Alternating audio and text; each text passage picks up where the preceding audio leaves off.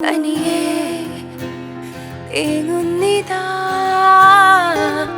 ഇരുളിൽ പൊൻതാരകം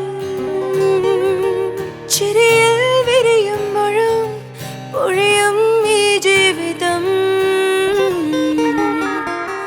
ജീവിതം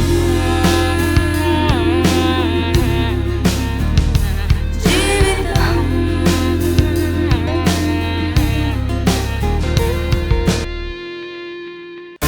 യാത്ര പുറപ്പെടാനൊരുങ്ങുന്ന ഉദയവർമ്മയോട് യാത്രയുടെ ലക്ഷ്യത്തെക്കുറിച്ച് തിരക്കുന്ന നന്ദന. ഉദയന്റെ യാത്രയെ തടയുന്ന വസുന്ധര നന്ദനെ കൂടെ കൂട്ടാൻ ആവശ്യപ്പെടുന്നു. ഉദയന്റെ കൂടെ എങ്ങോട്ടെങ്കിലും യാത്ര പോകാൻ ആഗ്രഹമുണ്ടെന്ന് നന്ദന വസുന്ധരയോട് പറയുന്നു. അമ്മയുടെ നിർബന്ധത്തിന് വഴങ്ങി ഉദയൻ നന്ദനയുമായി പുറത്തേക്ക്.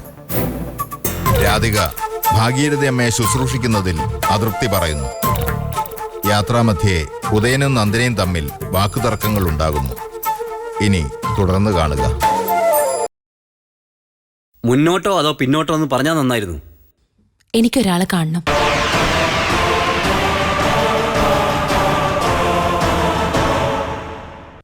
എന്റെ മുത്തശ്ശി. അതുകൊണ്ട് ഉദയന്നൂരേക്കാ പോണ്ടത്. ഇപ്പോഴോ? അതിനെന്താ? അതെങ്ങനെ ശരിയാവുക? അവിടെ നിന്ന് ആരും നമ്മൾ ക്ഷണിച്ചിട്ടില്ല. നമ്മൾ അങ്ങോട്ട് ചെല്ലുന്ന അറിയിച്ചിട്ടുമില്ല. ഒരു സർപ്രൈസ് ആയിക്കോട്ടെ.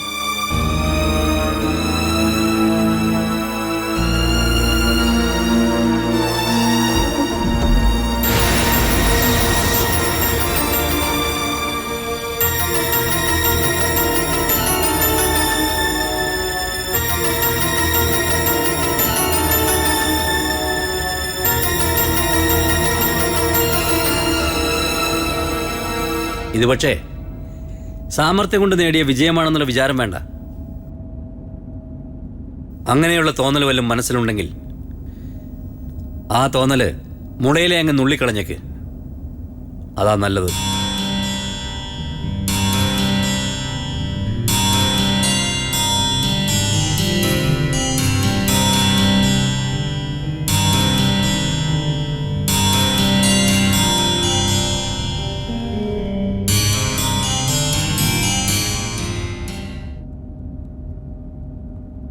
രാധികേട്ടത്തി ഇപ്പോഴും വിളിച്ചു.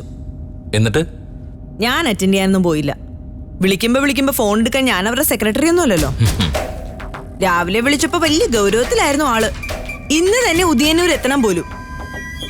നമ്മൾ പ്രതിഭയുടെ വീട്ടിലേക്ക് പോയത് രാധികേടത്തേക്ക് ഇഷ്ടപ്പെട്ട് കാണില്ല. തീരെ ഇഷ്ടപ്പെട്ടിട്ടില്ല. വല്ലപ്പോഴും എങ്കിലും എനിക്ക് എന്റെ അമ്മയൊന്ന് കാണണ്ടേ. ഉദയന്നൂരെ മൂത്ത മകന്റെ ഭാര്യയല്ലേ രാധികേട്ടത്തി. 2 ദിവസം നിങ്ങളുടെ അമ്മയൊന്ന് ശുശ്രൂഷിച്ചു വെച്ച് കയ്യില് വളയൊന്നും ഊരിപ്പോവില്ലല്ലോ. ദേ, ഉദയന്നൂർക്ക് പോകുന്നതൊക്കെ കൊള്ളാം. പക്ഷെ എനിക്കൊരു കാര്യം പറയാനുണ്ട്. എന്താ? അമ്മയുടെ കാര്യം തന്നെയാ. എനിക്കൊറ്റയ്ക്ക് ബുദ്ധിമുട്ടാണ് കേട്ടോ. ചില്ലറ വെയിറ്റ് ഒന്നുമല്ല ശരീരത്തിന്. ഒന്ന് തിരിച്ചു കിടത്തി ഡ്രസ് ചേഞ്ച് ചെയ്യുമ്പോഴേക്കും ഞാൻ തളരും. ഇന്നലെ ബ്യൂട്ടി പാർലർ സിസിൽ ചേച്ചി എന്നെ കണ്ടപ്പോ പറഞ്ഞെന്താന്നറിയോ? എന്താ? പ്രതിഭ അങ്ങ് കറുത്തു പോയല്ലോന്ന്. എന്തെങ്കിലും അസുഖമായിരുന്നോന്ന്. എന്ത് ചെയ്യാനാ പ്രതിഭ? പാർലറിൽ ചെന്നാ മതി, ഒരാഴ്ച കൊണ്ട് പഴയ കളറാക്കി തരാന്നാ സിസിൽ ചേച്ചി പറഞ്ഞത്. അയ്യോ, അതല്ല, അമ്മയുടെ കാര്യത്തിൽ എന്ത് ചെയ്യാമെന്നാ ഞാൻ ചോദിച്ചത്. ഈ ഹോം നേഴ്സിനെ അന്വേഷിച്ച കാര്യമൊക്കെ നിനക്കും അറിയാവുന്നതല്ലേ. 20,000 രൂപയൊക്കെ ശമ്പളം ചോദിക്കുന്നത്. അത് 3 മക്കളും കൂടെ ഷെയർ ഇട്ട് എടുക്കണമെന്ന് ഞാൻ പറഞ്ഞതല്ലേ. അതാർക്കും വയ്യ. ജഗന്നാഥേട്ടൻ ഉദയന്നൂര് കേറിയിട്ട് എത്ര നാളായി. വിദ്യയെടുത്തിയാണെങ്കിൽ ഒന്ന് വിളിക്കു പോലും ചെയ്യാറില്ല. ഫോണിൽ പൈസ ഇല്ല പോലും. നന്ദന വീട്ടിലുണ്ടായിരുന്നപ്പോ ഫോണിൽ പൈസയും ഉണ്ടായിരുന്നു, ഡെയിലി വിളിയും ഉണ്ടായിരുന്നു. വല്യേട്ടനോടും വിദ്യേച്ചോടും ഞാനൊന്നും സംസാരിക്കാം. 3 പേരും കൂടെ സംസാരിച്ച് എത്തേണ്ട തീരുമാനം എന്താണെന്ന് ഞാൻ പറയാം. അമ്മയെ ഏതെങ്കിലും വൃദ്ധസദനത്തിലാക്കണം. പ്രായമായ ആളുകളെ നല്ലപോലെ കെയർ ചെയ്യുന്ന വൃദ്ധസദനങ്ങളുണ്ട്. ഏതെങ്കിലും ഒരെണ്ണത്തെ കൊണ്ടാക്കണം. എന്താ ഇത്ര ആലോചിക്കാൻ? പക്ഷേ ഉദയന്നൂർ കോവിലകത്ത് ഒരാളെ ഓൾഡ് ഏജ് ഹോമിലാക്കാന്നൊക്കെ പറയുമ്പോ അതിൻ്റെതായ ചില പ്രായോഗിക പ്രശ്നങ്ങളുണ്ട്. അതിന് നിങ്ങളുടെ അമ്മ ഉദയന്നൂർ കോവിലകത്തെയാണെന്ന് വിളംബരം ചെയ്യാതിരുന്നാ പോരെ? ഒരുപാട് ദൂരെയുള്ള ഏതെങ്കിലും വൃദ്ധസദനത്തിൽ കൊണ്ട് എത്തിച്ചാ മതി. ടാക്സി വിളിച്ചിട്ടായിരിക്കണം പോകുന്നത്. രഘുവേട്ടൻ സിമ്പിളായി ഡ്രസ് ചെയ്താൽ മതി. എന്നിട്ട് കള്ള അഡ്രസ് കൊടുക്കണം. ഉദയന്നൂർ കോവിലകത്തെയാണെന്ന് അമ്മ എന്താണെങ്കിലും പറയാൻ പോകുന്നില്ലല്ലോ, നാവനങ്ങില്ലല്ലോ. നന്ദന ഈ വിവരം അറിയുമ്പോ പ്രശ്നമാവില്ലേ? പിന്നെ നന്ദന അവളോട് അവളുടെ പാട്ടിന് പോകാൻ പറ. കല്യാണം കഴിഞ്ഞു പോയിട്ട് ഇതുവരെ മുത്തശ്ശിയുടെ കാര്യം അന്വേഷിച്ച് ഒന്ന് വിളിക്കു പോലും ചെയ്തിട്ടില്ല. ഓ, രാധികടുത്തായിരിക്കും നോക്ക്. നാശം. ഇത് ഏതോ ഒരു ലാൻഡ് ഫോൺ നമ്പർ ആണല്ലോ. നീ ആരാന്ന് നോക്ക്. ഹലോ, പ്രതിഭയാണോ? അതെ. ഞാൻ കുന്നത്തൂരിന്നാ. ആ, കുന്നത്തൂരിന്ന് വസുന്ധരയോ മോളെ, ഉദയന്റെ അമ്മ. ആ അമ്മായി. കല്യാണം കഴിഞ്ഞത് പിന്നെ ഒന്ന് വിളിക്കാൻ പറ്റിയില്ല മോളെ. ഓരോ ദിവസവും ഓരോ കാര്യങ്ങൾ വരും. എന്റെ കാര്യം അത് തന്നെ അമ്മായി. ഒന്നിനും സമയമില്ല. അമ്മയെ നോക്കുന്നതിന് ഒരാളുടെ പണിയാണേ. നന്ദന ഉണ്ടായിരുന്നപ്പോ എല്ലാം നോക്കിക്കോളുമായിരുന്നു അല്ലേ മോളെ? ആ അതെ അതെ, ഞാൻ ഓരോന്ന് പറഞ്ഞു കൊടുത്ത് കൂടെ നിന്നാ മതിയായിരുന്നു എന്ന് കരുതി അമ്മയ്ക്കിപ്പോ ഒന്നിനും ഒരു കുറവും ഞാൻ വരുത്താറില്ല കേട്ടോ. അതിന്റെ സന്തോഷം അമ്മയുടെ മുഖത്തുണ്ട് താനും. അതെന്തായാലും നന്നായി. ഭാഗീരഥി അമ്മയെ ശുശ്രൂഷിക്കുന്നതിന്റെ പുണ്യം ഈശ്വരൻ പ്രതിഭയ്ക്ക് തരാതിരിക്കൂല. പ്രായമായ അച്ഛനെയും അമ്മയും മക്കള് വൃദ്ധസദനത്തിൽ കൊണ്ടുപോയി തള്ളുന്ന വാർത്തകളല്ലേ പത്രത്തിലൊക്കെ വന്നോണ്ടിരിക്കുന്നത്. ഷോ, വൃദ്ധസദനം കേൾക്കുമ്പോ തന്നെ എന്റെ ചങ്ക് പൊടിയും. എന്റെ കാര്യങ്ങൾ മുടങ്ങിയാലും വേണ്ടില്ല, അമ്മയുടെ ആവശ്യങ്ങൾ നടക്കണം. ആ കാര്യത്തിൽ ഒരു വിട്ടുവീഴ്ചയില്ല എനിക്ക്. രഘുവേട്ടൻ ദേ ഇപ്പോഴും ആ കാര്യം പറഞ്ഞതേ ഉള്ളൂ. ഞാൻ പറഞ്ഞു, അഭിനന്ദനൊന്നും വേണ്ട രഘുവേട്ടാ, എന്റെ കടമയാ ഞാൻ ചെയ്യുന്നതെന്ന്. അതല്ലേ അമ്മായി എന്റെ ശരി? തീർച്ചയായും രഘുവിനും പ്രതിഭയ്ക്കും സുഖം തന്നെയല്ലേ? ആ, അങ്ങനെ അങ്ങ് പോകുന്നു. ആ പിന്നെ മായി, നന്ദനെയും ഭർത്താവിനെയും ഇതുവരെ വിരുന്നിന് വിളിക്കാത്തതിൽ മറ്റൊന്നും തോന്നരുതേ. രഘുവേട്ടൻ ബിസിനസ് ടൂറിലാണേ. വന്നു കഴിഞ്ഞ ഉടനെ രണ്ടുപേരും ഇങ്ങോട്ട് ക്ഷണിക്കുന്നുണ്ട്. രഘു പിന്നെ ഇപ്പോ പ്രതിഭയെ അഭിനന്ദിച്ചു എന്ന് പറഞ്ഞതോ? അത് ഫോണിലൂടെ ആയിരുന്നു അമ്മായി. ആ, അതൊക്കെ പോട്ടെ, അവിടുത്തെ വിശേഷങ്ങൾ പറയേ. കല്യാണം കഴിഞ്ഞിട്ട് എങ്ങനെയുണ്ട്? അത് പറയാനാ ഞാൻ വിളിച്ചത്. ആഗ്രഹിച്ചതിനേക്കാളും പ്രതീക്ഷിച്ചതിനേക്കാളും സന്തോഷായി പ്രതിഭ എനിക്ക്. എന്റെ മോന്റെ ജീവിതം ഇനി ഒരു കര പറ്റുന്നുള്ള കാര്യത്തിൽ ഇപ്പൊ എനിക്ക് സംശയമില്ല. നിങ്ങളോടെല്ലാം അക്കാര്യത്തിൽ നന്ദിയുണ്ട് എനിക്ക്. എന്താ അമ്മായി കാര്യം? മിടുക്കിയാണ് നന്ദന. എന്തുണ്ടായാലും കുലുക്കമില്ലാതിരുന്ന ഉദയന്റെ പ്രകൃതവും കൂസലില്ലായ്മയും അവള് കുറേശ്ശായി മാറ്റിക്കൊണ്ടിരിക്കുക. അതെയോ? പ്രതിഭയ്ക്ക് കേക്കണോ? രണ്ടുപേരും കൂടി മധുവിധുവിന് പോയിരിക്കുക. എവിടെയാണെന്നറിയാവോ? എവിടെ? ഊട്ടിയിലേക്ക്. ആണോ? ആ, അവിടെ നിന്ന് വേറെ എവിടൊക്കെയോ പോയിട്ടേ തിരിച്ചു വരുന്നു. ഉദയന്റെ കാര്യത്തിൽ വല്ലാത്ത മനപ്രയാസമായിരുന്നു എനിക്ക്. ഒരുപാട് ദൈവങ്ങളെ വിളിച്ച് അപേക്ഷിച്ചിട്ടുണ്ട്. അതിന്റെ ഫലമായിട്ടാ നന്ദനെ എനിക്ക് മരുമകളായിട്ട് കിട്ടിയത്. ഞാനെപ്പോഴും നല്ല ശീലങ്ങൾ പറഞ്ഞു കൊടുക്കുമായിരുന്നു നന്ദനയ്ക്ക്. എവിടെ പോയാലും അടക്കോ ഒതുക്കോ ഉണ്ടായിരിക്കണമെന്ന് പ്രത്യേകം ഓർമ്മിപ്പിക്കുമായിരുന്നു. അതിന്റെ ഗുണം കാണാനുണ്ട്. എന്നാ ശരി പ്രതിഭേ, മനസ്സിന് സന്തോഷം തോന്നിയപ്പോ ഒന്ന് വിളിച്ചറിയിക്കണമെന്ന് തോന്നി. രഘുവിനോട് അന്വേഷണം പറയണേ. ആ പറയാം അമ്മായി. ആ ശരി. ഉദയന്റെ അമ്മയാ. എനിക്കാദ്യം പിടികിട്ടിയില്ല. എന്താ പതിവില്ലാത്തൊരു വിളി? നന്ദന അവിടെ വല്ല ഇഷ്യൂ ഉണ്ടാക്കിയോ? ഏയ്, അമ്മായിയമ്മ സന്തോഷം കൊണ്ട് തുള്ളി തുളുമ്പിയാ സംസാരിക്കുന്നേ. മരുമോൾക്ക് സ്തുതി പാടുകയായിരുന്നു പുള്ളിക്കാരി. പുതുമണവാളനും പുതുമണവാട്ടിയും കൂടി മധുവിധു കൊണ്ടാടാൻ ഊട്ടിക്ക് പോയിരിക്കുക പോലും. ഇതുപോലൊരു ഞെട്ടലാ ഊട്ടിന്ന് കേട്ടപ്പോ ഞാനും ഞെട്ടിയത്. എങ്കിലേ അവൾ എന്തോ മനസ്സിൽ കണ്ടിട്ടുണ്ട്. ഒന്നുമില്ലെന്നേ, ചെന്ന് കേറിയ സ്ഥലം തരക്കേടില്ലെന്ന് നന്ദനയ്ക്ക് മനസ്സിലായി കാണും. പുളിങ്കൊമ്പ് കണ്ടപ്പോ ഹരിങ്കൊമ്പ് വിട്ടു. എന്തോന്ന്? ഹരിങ്കൊമ്പേ, ഹരിപ്രസാദ്. ഓ, നമ്മള് നന്ദനെ ഉദയനെ കെട്ടിച്ചു കൊടുത്തത് ചില കാര്യങ്ങൾ മനസ്സിൽ വെച്ചിട്ടാ. വസുന്ധരാമ്മയുടെ ഇപ്പോഴത്തെ സംഭാഷണം കേട്ടിട്ട് കാര്യങ്ങൾ വഴിമാറി പോകുന്നാ തോന്നുന്നത്. ഒടുവിൽ ഗോപി വരയ്ക്കേണ്ടി വരുമോ? അതാ എന്റെ പേടി. എല്ലാം ആസൂത്രണം ചെയ്ത് പ്രതാപേട്ടനാണല്ലോ. ഇമ്മീഡിയറ്റ് ആയിട്ട് പ്രതാപേട്ടനെ ഒന്ന് കോണ്ടാക്ട് ചെയ്യണം. അതാ വേണ്ടത്.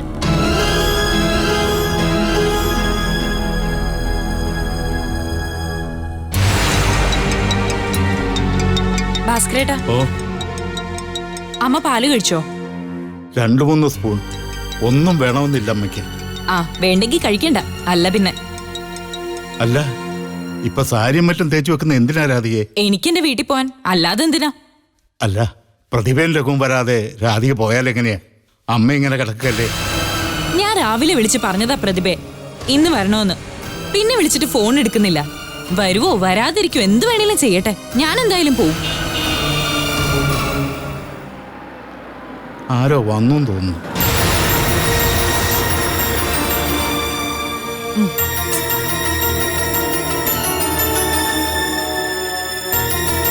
വിളിച്ചിട്ട് എന്താ പ്രതിഭയെ ഫോൺ എടുക്കാത്തത്? എപ്പോ വിളിച്ചെടുത്തി? ഞാൻ കണ്ടില്ലല്ലോ. വിളിച്ച സമയമൊന്നും ഞാൻ കുറിച്ച് വെച്ചിട്ടില്ല. പ്രതിഭയുടെ ഫോണിൽ നോക്കി അറിയാം. പോകാൻ ധൃതി വെച്ച് നിൽക്കായിരുന്നു രാധിക. പ്രതിഭ വന്നാലും വന്നില്ലെങ്കിലും ഇന്ന് സ്ഥലം വിടുവന്ന. എന്റെ അമ്മയ്ക്ക് വയ്യാതായപ്പോ ഞാനൊന്ന് വീട്ടിൽ പോയതാണോ പ്രശ്നം? ഇത്രയും കാലം ഞാനല്ലേ ഇവിടുത്തെ അമ്മയെ നോക്കിയത്. നന്ദന പോയതിൽ പിന്നെയെന്ന് പറ. അതിനു മുമ്പ് പ്രതിഭ അമ്മയെ നോക്കിയ കഥയൊക്കെ എനിക്ക് നന്നായി അറിയാം. ഇത് കേട്ടോ രഘുവേട്ടാ, ഇങ്ങോട്ട് വന്നു കേറിയ പാടെ ഇതാ പാകം. ഞാനും ഒരു മരുമോളാ, രാധികേട്ടത്തി മരുമോളാ. എന്നെക്കാളും എത്രയോ കൊല്ലം മുമ്പ് ഇവിടെ വന്ന ആളാ. ഇത് കുറെ കഷ്ടാട്ടോ. എനിക്കും അത് തന്നെ പറയാനുള്ളത്. കുറെ കഷ്ടായത്. ഇളയ മരുമോളായതുകൊണ്ടേ പ്രതിഭയ്ക്ക് ഗുണമേ ഉള്ളൂ. എനിക്ക് എന്ത് നേട്ടമുള്ളത്? നേട്ടത്തിന്റെ കാര്യമൊന്നും രാധികടുത്ത് പറയണ്ട. തറവാട്ടിൽ താമസിക്കുന്ന പേരല്ലാതെ ഇതുവരെ ഞങ്ങൾക്ക് കാര്യമായ ഒരു ഗുണം ഉണ്ടായിട്ടില്ല.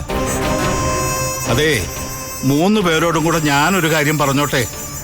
എഴുന്നേറ്റ് നടക്കാൻ ശേഷിയില്ലാതെ അകത്തൊരാൾ കിടപ്പുണ്ട്. ആ പാവത്തിനെ കുറിച്ച് ആർക്കൊന്നും പറയാനില്ല. എല്ലാവർക്കും സ്വന്തം നേട്ടങ്ങളിലാ നോട്ടം. സദാസമയം എല്ലാവരും അമ്മയുടെ പേരും പറഞ്ഞ് നാമം ചോദിച്ചോണ്ടിരിക്കണോ? ഭാസ്കരേട്ടൻ വേറെ പണി നോക്ക്.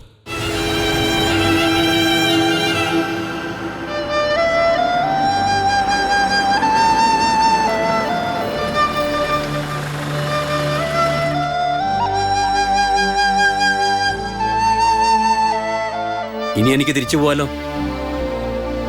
തിരിച്ചു പോവാനോ? ഇവിടെ വരെ വന്നിട്ടോ? ഇവിടെ ഉള്ളവരോട് ഞാൻ എന്ത് പറയും? ആരെങ്കിലും കാണുന്നതിന് മുമ്പ് ഞാനങ്ങ് പോയേക്കാം.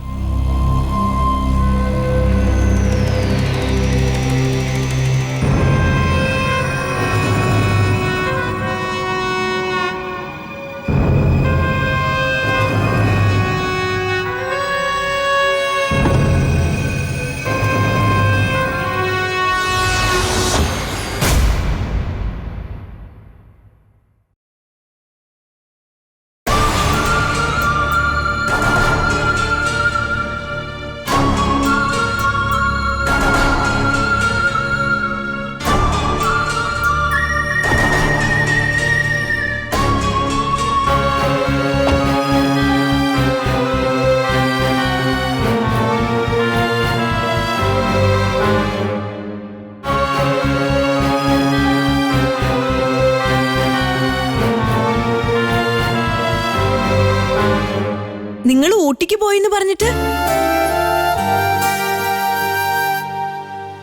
കുന്നത്തൂരിന്ന് വസന്തരാമായി വിളിച്ചു പറഞ്ഞതാ. ഞങ്ങൾ ഊട്ടിയിലേക്ക് പോകാൻ ഇറങ്ങിയതാണേ. ഭാഗ്യത്തിന് ഒരു ഫ്രണ്ടിനെ വിളിച്ചപ്പോ ഊട്ടിയിലെ കാലാവസ്ഥ മോശമാണെന്ന് അറിഞ്ഞു. അങ്ങനെ എങ്കിൽ പിന്നെ ഇങ്ങോട്ട് പോരാന്ന് വിചാരിച്ചു. കല്യാണത്തിന് കണ്ടതിലും ഒന്ന് ക്ഷീണിച്ചിട്ടുണ്ട് ഉദയൻ. ഏയ്, രാധയ്ക്ക് വെറുതെ തോന്നിയതാ. വല്യമ്മായി എപ്പോ വന്നു? ഒന്നും പറയണ്ട നന്ദനെ. ഞാൻ പിന്നെ വന്ന പടി നിൽക്കാതെ കേറിയിരിക്കേ. വാവുദയ. അല്ല, എനിക്കങ്ങ് പോയിട്ട്. പോകാനോ? ഞങ്ങള് വിട്ടിട്ട് വേണ്ടേ? പുതുമണ വളാൻ ആദ്യമായിട്ട് ഇങ്ങോട്ട് കേറി വന്നതല്ലേ? മുത്തശ്ശിയെ കാണണമെന്ന് ഇന്നലെ മുതലേ പറയുന്നുണ്ട്. അതോടെ ഉദ്ദേശിച്ച ഞങ്ങൾ ഇങ്ങോട്ട് വന്നത്.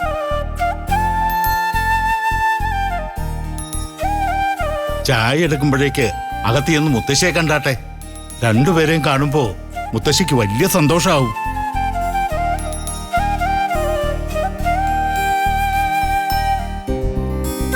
വരൂ.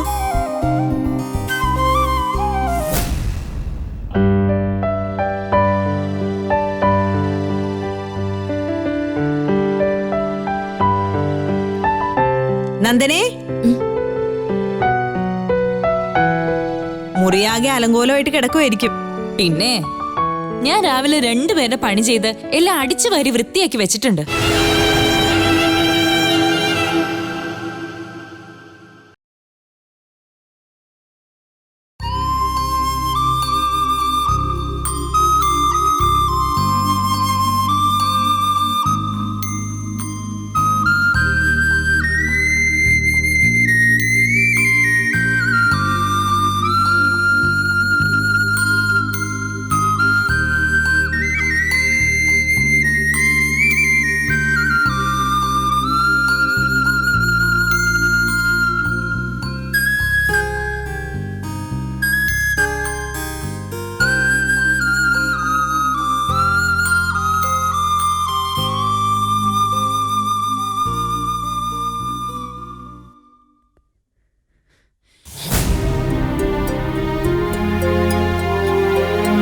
മുത്തശ്ശി, ഇവിടെ ആരും നോക്കുന്നില്ല അല്ലേ? മുത്തശ്ശി, ഞാൻ വന്നു. കേൾക്കുന്നുണ്ടോ ഞാൻ പറയുന്നത്?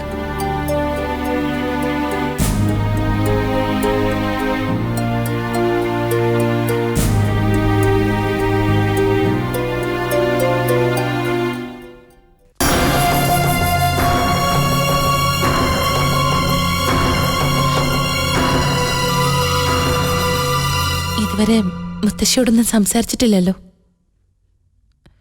എന്തെങ്കിലും ഒന്ന് പറഞ്ഞൂടെ? മുത്തശ്ശിക്ക് നമ്മളെ പറയുന്ന കേൾക്കാൻ കഴിയുന്നുണ്ടെന്നാ തോന്നുന്നത്. അത് തോന്നല് മാത്രല്ലേ. അഥവാ കേൾക്കുന്നുണ്ടെങ്കിലും റിയാക്ട് ചെയ്യുന്നില്ലെങ്കിൽ പിന്നെ അങ്ങോട്ട് സംസാരിച്ചിട്ട് എന്തിനാ? ഞാൻ അപ്പുറത്തുണ്ടാവും.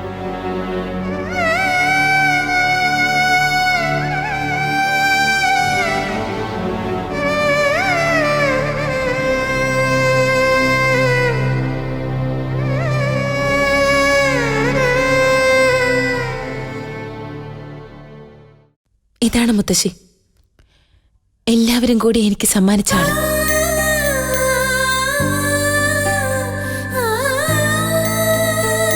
ഇനി കൂടുതലൊന്നും പറയണ്ടല്ലോ. പക്ഷെ എനിക്ക് സങ്കടമില്ല, നിരാശയുമില്ല. എന്തെങ്കിലും ആശിച്ചിരുന്നെങ്കിലല്ലേ നിരാശപ്പെടേണ്ടി വരുള്ളൂ. ആകെ കുഴപ്പം പിടിച്ചൊരാളായിരുന്നെങ്കിലും സഹിക്കാൻ തയ്യാറായിട്ടാ ഞാൻ പോയത്. അത്തരത്തിൽ പ്രശ്നക്കാരനല്ലെന്നൊരാശ്വാസമുണ്ട്. നിശ്ചയത്തിനും കല്യാണത്തിനൊക്കെ അഭിനയിക്കേണ്ടി വന്നെങ്കിലും ശരിക്കുള്ള അഭിനയം ഇപ്പോഴാ മുത്തശ്ശി. കല്യാണം കഴിഞ്ഞാ വീട്ടിൽ ചെന്ന് കയറിയപ്പോ തുടങ്ങിയതാ. പ്രതീക്ഷിച്ചതാണെങ്കിലും ഇത്രയും അഭിനയിക്കേണ്ടി വരുന്നു വിചാരിച്ചില്ല. അവിടുത്തെ അമ്മ ഒരു പാവ, ഒരു ശുദ്ധഗതിക്കാരി. ആ മുഖം കാണുമ്പോ കഷ്ടം തോന്നും. അവിടെ ആരോടും എനിക്ക് ദേഷ്യമില്ല. പക്ഷേ ഞാൻ സ്വപ്നം കണ്ട ജീവിതം തട്ടിത്തെറിപ്പിച്ചിട്ട് ഇങ്ങനെ ഒരു ബന്ധത്തിലേക്ക് തള്ളിവിട്ടവരോട് എനിക്ക് ദേഷ്യമുണ്ട്, വാശിയുണ്ട്. ചില സമയത്ത് അത് എന്നോട് തന്നെയുള്ള വാശിയാണെന്ന് തോന്നും. ഇനി പിന്നോട്ടൊരു യാത്ര പറ്റില്ലല്ലോ. കെട്ടിയ വേഷം ആടി തീർക്കണം. അതിനിടയിൽ ആർക്കെങ്കിലും വേദനിക്കുവോ മുറിവോ പറ്റുവോ എന്നൊന്നും ഇപ്പൊ ഞാൻ നോക്കുന്നില്ല. പക്ഷെ ചിലർക്ക് ഉറക്കം നഷ്ടപ്പെടണം. അത് മനസ്സിൽ ഉദ്ദേശിച്ചുള്ള അഭിനയം ഇപ്പൊ നടത്തിക്കൊണ്ടിരിക്കുന്നു.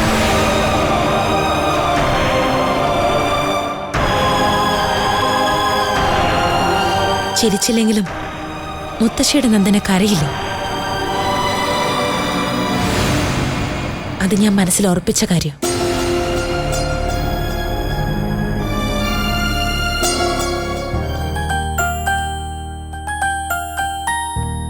അയ്യോ, ഇത് ഞാൻ ചെയ്യാറുന്നല്ലോ അമ്മായി. കോവിലകത്ത് കുട്ടി കല്യാണം കഴിഞ്ഞ് നല്ല വിരുന്ന് വന്ന ദിവസമാ. ഇന്നിതെല്ലാം ചെയ്യേണ്ടത് എന്റെ ചുമതലയാ. ഉദയനും നന്ദനയും ഇന്ന് ഞങ്ങളുടെ ഗസ്റ്റുകളാണേ. എന്നെ ഗസ്റ്റായിട്ട് കൂട്ടണ്ടാട്ടോ. Bedroom ready. എവിടെ ഉദയൻ? വന്നോളും, സമയൊന്നും ആയിട്ടില്ലല്ലോ. പുള്ളി എങ്ങനെയാ, ലേറ്റ് ആയിട്ടാണോ കിടക്ക? ആ, എഴുത്തും വായനയൊക്കെ ആയിട്ട് ചിലപ്പോ വൈകും. പിന്നെ ഞാൻ ചെന്ന് വായിച്ചുകൊണ്ടിരുന്ന പുസ്തകം വാങ്ങി അടച്ചു വെച്ചിട്ട് എണീപ്പിച്ചോണ്ട് വരണം. അപ്പ അനുസരണയോടെ വന്ന് കിടക്കും. ഒരു കൊച്ചുകുട്ടിയുടെ ഭാവ അപ്പ ആളിന്. എന്നാലും കല്യാണത്തിന്റെ ആൽബം കൊണ്ടുവരാഞ്ഞത് കഷ്ടമായി പോയി. അതിന് ഇങ്ങോട്ടെന്ന് വിചാരിച്ചല്ലല്ലോ അമ്മായി ഞങ്ങൾ വീട്ടിൽ നിന്ന് ഇറങ്ങിയത്. അല്ല, നിങ്ങൾ രണ്ടുപേരും കൂടെയുള്ള ഒരു ഫോട്ടോ എങ്കിലും ഇവിടെ ഇല്ലാത്തത് മോശമല്ലേ? അല്ല, നേരിട്ട് കാണുന്നത് പോലെ തന്നെയാണോ ഉദയൻ ഫോട്ടോയിലും? അതെന്താ അമ്മായി? അല്ല, ഉദയനും നന്ദനയും തമ്മിൽ നല്ല ചേർച്ചയുണ്ട്, മാച്ചിങ് ആണേ. പിന്നൊരു പ്രശ്നം എന്താന്ന് വെച്ചാ പ്രായം. അടുത്തടുത്ത് നിൽക്കുമ്പോ പ്രായവ്യത്യാസം എടുത്തു കാണിക്കുന്നുണ്ട്. ഇത്രയും വ്യത്യാസം തോന്നിക്കുന്ന ഞാനും വിചാരിച്ചതല്ല. ആളുകളെല്ലാം അത് പ്രത്യേകം നോട്ട് ചെയ്യും. ആ ഒരു കുറവ് ഒഴിച്ചു കഴിഞ്ഞാ നന്ദനയും ഉദയനും തമ്മിൽ നല്ല കാഴ്ചപ്പൊരുത്താ. അമ്മായി ഈ പറയുന്ന പോലുള്ള പ്രായവ്യത്യാസമൊന്നും ഞങ്ങൾ തമ്മിലില്ല. ഇപ്പൊ അങ്ങനെയൊക്കെ തോന്നും. ഒരു 15 കൊല്ലം കഴിയുമ്പോഴോ? ഉദയനപ്പ പ്രായം 60 കഴിയും, നന്ദനയ്ക്ക് 40 താഴെയും. ഷഷ്ടിപൂർത്തി കഴിഞ്ഞ ഭർത്താവും യൗവനം കഴിയാത്ത ഭാര്യയും. എങ്ങനെയുണ്ട് പറ? ഒരു സ്ത്രീക്ക് അവളുടെ പുരുഷന്റെ സാമീപ്യം ഏറ്റവും കൂടുതൽ വേണ്ടത് 35 മുതൽ 45 വയസ്സ് വരെയുള്ള സമയത്താ. ഷഷ്ടിപൂർത്തി ആഘോഷിക്കുന്ന പുരുഷനെ പൊതുപ്രവർത്തനത്തിനല്ലാതെ വേറെ എന്തിനു കൊള്ളാം? വല്ല പഞ്ചായത്ത് ഇലക്ഷനിൽ നിന്ന് പ്രസിഡന്റ് ആവാം. ഉദയൻ പഞ്ചായത്ത് പ്രസിഡന്റ് ആയാ മതിയോ നന്ദനയ്ക്ക്? അതുകൊണ്ട് ഞാൻ ഇനി എന്ത് വേണമെന്ന് അമ്മായി പറയുന്നേ? നന്ദനെ ഒന്ന് ശ്രദ്ധിക്കണം എല്ലാ കാര്യത്തിലും. ശ്രദ്ധിക്കേണ്ടത് അമ്മായിയും അമ്മാവന്മാരും ആയിരുന്നു. കല്യാണം കഴിഞ്ഞതിന്റെ പിറ്റേന്നല്ല എന്റെ ഭർത്താവിന് പ്രായം കൂടിപ്പോയത്. അതിനു മുമ്പ് നിങ്ങൾക്കറിയാത്ത ആളുമല്ല. പിന്നെ എന്തിനാ ഈ ബന്ധം ഉറപ്പിച്ചത്? അത് പിന്നെ നന്ദനെ വല്യേട്ടനും രഘുവേട്ടനും കൂടി. വിശദീകരണം വേണ്ട പ്രതിഭമായി. എന്റെ ഭർത്താവിന് പ്രായം കൂടുതലാണോ മുടി നരച്ചതാണോ എന്നൊന്നും ഞാനിപ്പോ ആലോചിക്കുന്നില്ല. അതെന്റെ ശ്രദ്ധയിലേ ഇല്ല. അദ്ദേഹം എന്റെ ഭർത്താവാ. നിങ്ങളെല്ലാവരും ചേർന്ന് എനിക്ക് സമ്മാനിച്ച എന്റെ ജീവിത പങ്കാളി. അത് മാത്രമേ ഉള്ളൂ ഇപ്പൊ എന്റെ മനസ്സിൽ. അതെ, അങ്ങനെയാണല്ലോ വേണ്ടത്. അതാണ് അതിന്റെ ശരിയും.